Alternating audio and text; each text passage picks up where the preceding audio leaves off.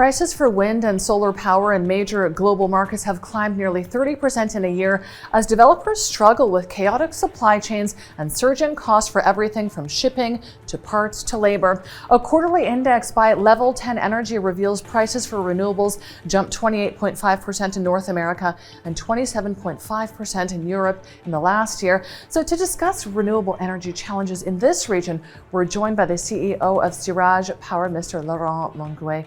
Thanks so much for being with us, sir. Now, prices for wind and solar power in Western markets have climbed nearly 30% in a year. Are we seeing the same price hikes here? Yeah, we have seen last year very similar price increase for renewable energy cost in the region.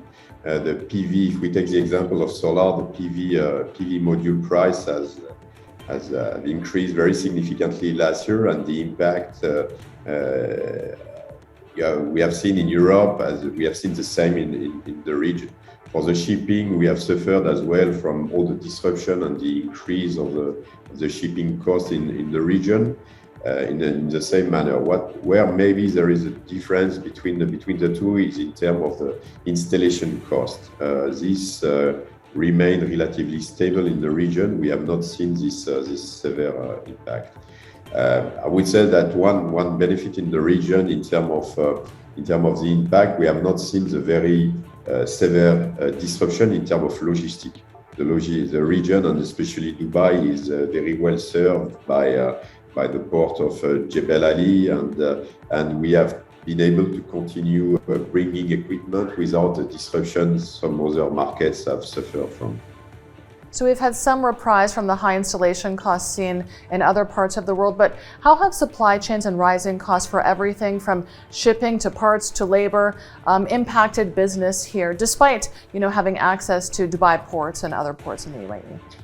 So we have seen a very similar increase in the shipping cost in this part of the world, but we have seen much less disruption. We have been able over the last year to continue importing and getting equipment and material brought to the country without any major disruption, which of course it has avoided some additional costs which other part of the world have suffered from due to this disruption.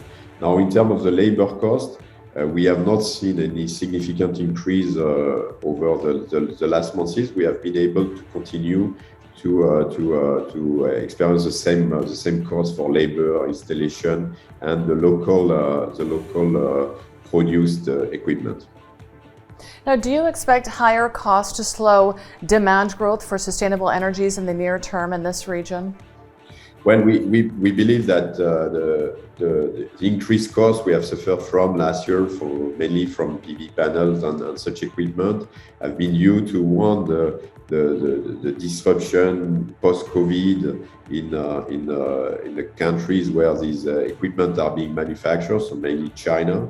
And secondly, it's due to a very high demand in terms of this material. A lot the demand for PV constantly increasing, and this has impacted the cost. So we believe that in the months to come, all the disruption, the post-COVID disruption will decrease, and so this part of the cost adders should disappear. When it comes to the demand, we believe that the demand will remain relatively high and possibly even very high, especially due to the crisis, the energy crisis coming from Europe. So we don't expect to see a drop in the prices in the months to come. Wonderful. Thank you so much for joining us. CEO of Farrage Power, Laurent Longuet. My pleasure. Thank you.